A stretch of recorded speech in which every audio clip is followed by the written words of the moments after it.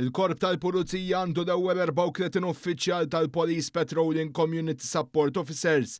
Dan hekk kif nediet din it-taqsima ġdida f'inizjattiva li ssaħħaħ l-impenn tal-Gvern favur pulizija aktar fiċin lin-nies u fil-komunitajiet. Dawn l-uffiċjali għandhom l-irwol kruċjali biex ikunu preżenza viżibbli, aċċessibbli u ta' serħan il-moħħ fil-lokalitajiet billi jaħdmu jitfit mal-pulizija u l-kunsilli mal-iskejjel mal-aqdiet u ma' entitajiet oħrajn fil-komunità. L-għanewlieni ta' dawn uffiċjali u li jkunu preżenti fil-komunità permezz ta' patrols kontinwi, jindirizzaw sfidi ta' kuljum, jintervjenu kmieni f'sitwazzjonijiet ta' mġiba antisoċjali, joffru pariri fuq is-sigurtà u jsaħħu r-relazzjoni bejn iċ-ċittadin u s-servizz tal-pulizija.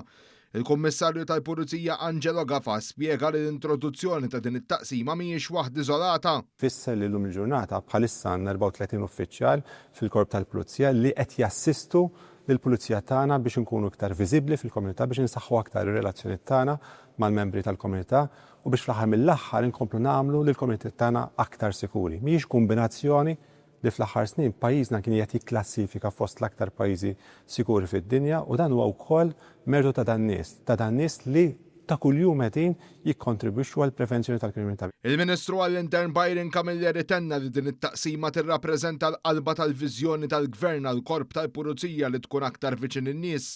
U din il-preżenza l-kollaborazzjoni fl-aħħar snin waslitna innexxinna nsaħħu l-prevenzjoni, innexxinna naqsu r-rata kriminalità u b'dan il-mod ser inkomplu nsaħħu dan.